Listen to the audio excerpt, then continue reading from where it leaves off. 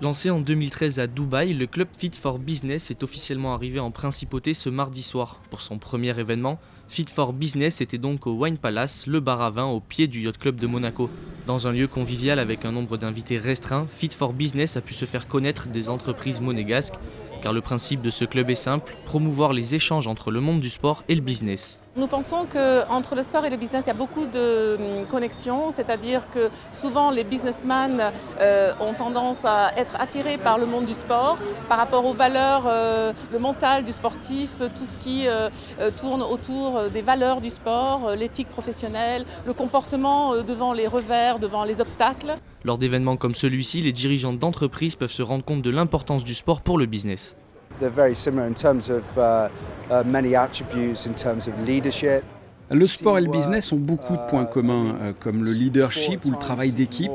En sport, le temps est beaucoup plus réduit que dans le business. En sport, quand ça ne va pas, on s'en rend compte immédiatement en perdant le match. Surtout, il permet de forger le caractère d'une personne. Sans ça, ces personnes ne pourraient pas réussir dans le business ou devenir des sportifs professionnels. Ça fait d'eux de meilleurs employés.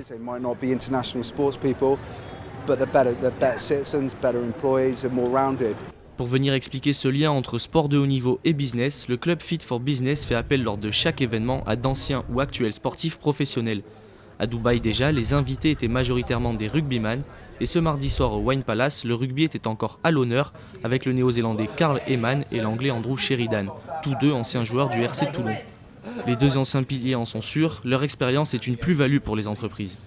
En général, c'est l'équipe qui est très importante pour les deux.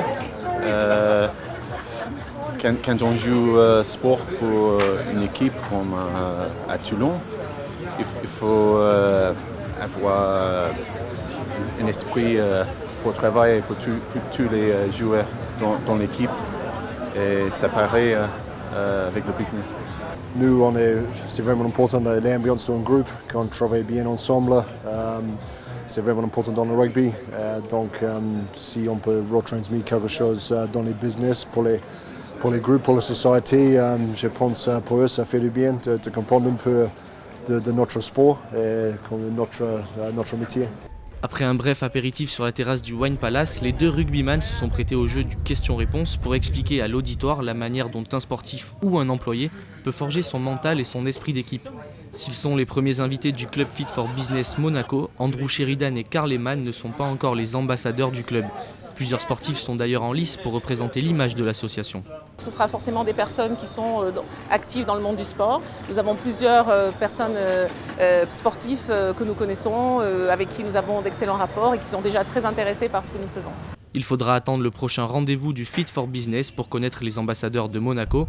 Mais après 2 ans passés à Dubaï et alors qu'il vient de s'installer en principauté, le club Fit for Business pense déjà à faire son apparition à Londres dans les prochains mois.